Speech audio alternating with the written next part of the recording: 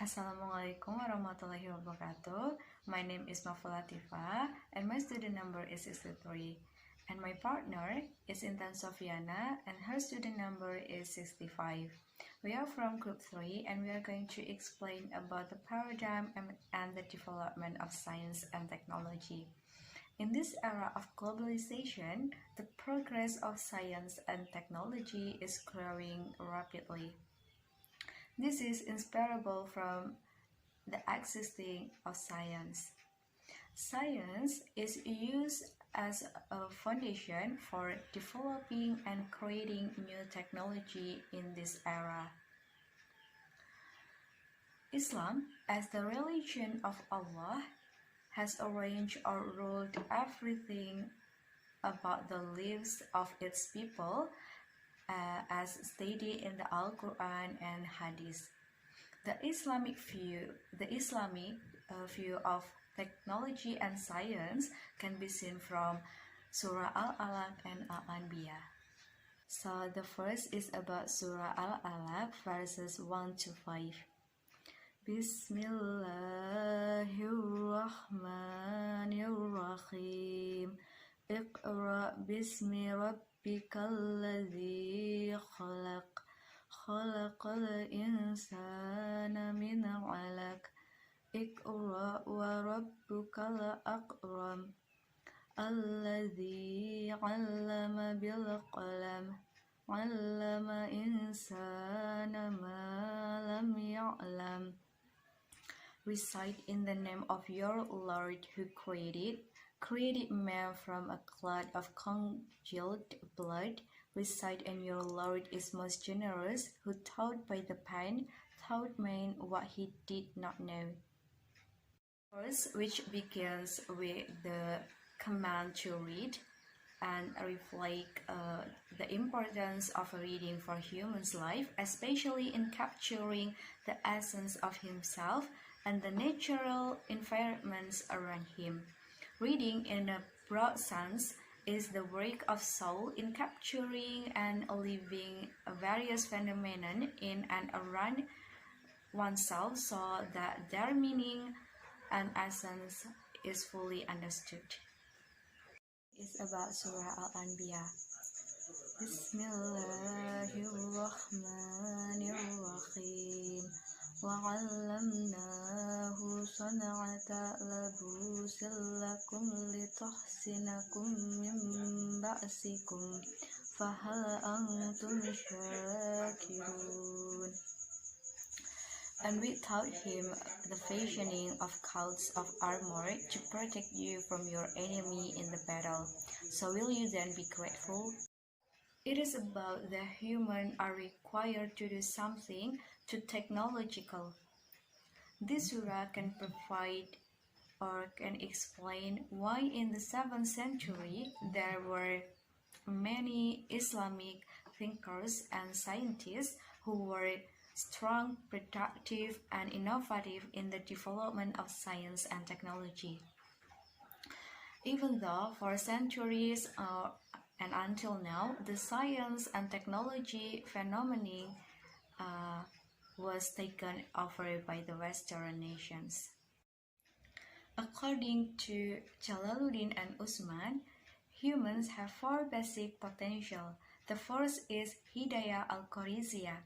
It is about the tendency of humans to fulfill their biological needs such as drinking, eating, and so on. The second is Hidayah al-Hiziyah. It is about the human's perfection as a creatures of Allah Subhanahu wa Ta'ala, or Ahsan at-Taqwim. The third is Hidayah al-Aqliyah. It is about the humans are creatures that can be educated or teach, and humans are different from other creatures because they have minds. And the last is Hidayah Diniyah. It is about the humans are creatures that have basic potentials for believing and devoting to Allah Subhanahu wa Ta'ala. Based on the verses related to development of science and technology, the Al-Quran provides motivation for humans to use their minds to read and observe the natural phenomenon. Because through the humans' minds, the humans can produce super sophisticated the technology and science. And the next material will be presented by Intan Sofiana. So now I want to explain the limitation of science and technology development according to the Holy Quran. There are three limitations that we need to pay attention to as a Muslim.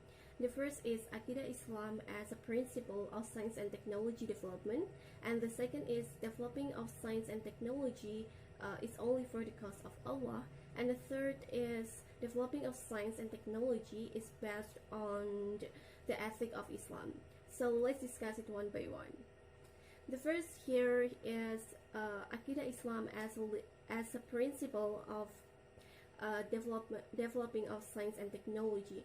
I think it's very important because the Aqidah itself is a faith. As a Muslim, we must believe in Allah.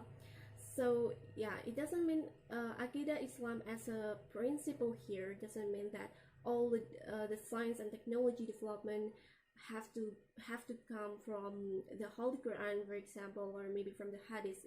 It doesn't mean like that, but it means here that we need to pay attention to the halal or haram things that as a Muslim, of course, we know about it. Because when the development of science and technology comes from the haram thing, of course, we cannot be in that way.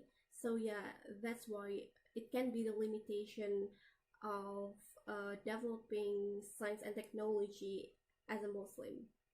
And the second limitation is developing of science and technology is only for the cause of Allah. Of course, we know that life in this world is temporary, so we need to think about it. We need to use or develop technology and science is only for the cause of Allah, because yeah, once again, this life in this world is temporary, so we need to use it as wise as possible. And the third limitation here is developing of science and technology is based on the ethic of Islam. It's very clear here that we need to use or develop technology and science for the beneficial thing.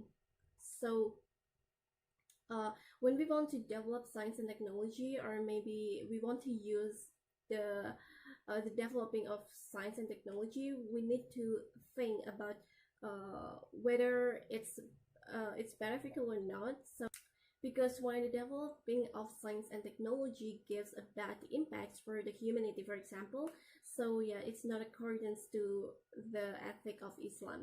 So those are the limitations. Now we will talk about the example that we can find, and we can also apply it in our real life. So now we come to the example of developing science and technology that we can find and apply in our daily life. The first is using Sharia bank as our transactional things or transactional tools.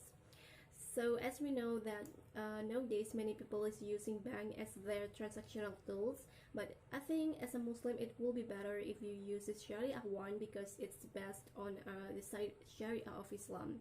And the second example is using our social media to share good things. Nowadays also many people use social media massively, and we can use that social media to share a good thing. For example, maybe we can share the hadith and still many good things that we can share.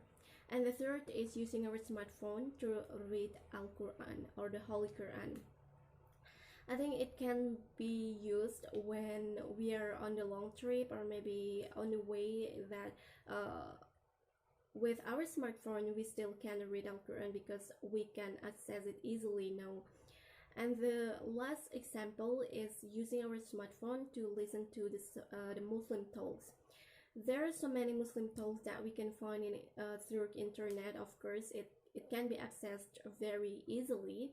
So yeah, that's why we can use it in so it can be beneficial for ourselves.